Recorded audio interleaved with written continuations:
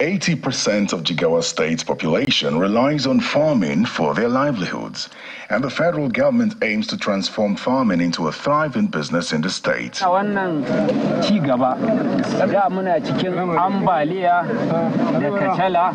The Minister of Agriculture and Food Security, Mr. Abubakar Kiari, is visiting Marama village in Kirikasama local government area. The community boasts of a 10-hectare rice farm. The minister is appraising the preparedness of the state for growing hybrid wheat seed.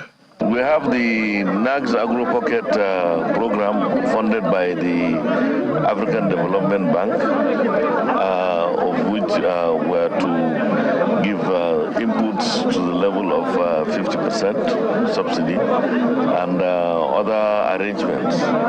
So as soon as we work that out, we will intervene appropriately. But what we need to know is we want to know precisely who are the farmers and the location of those farms.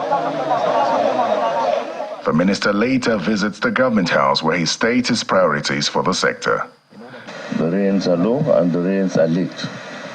So that is one of the short-term measures that we're trying to adopt as a ministry to make sure we develop an agency that will not only guide the farmers but also guide everybody on when and how to farm, especially with these the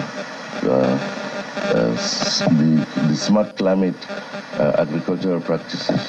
Governor Umar Namadi of Jigawa State shares the administration's commitment to advancing agricultural development.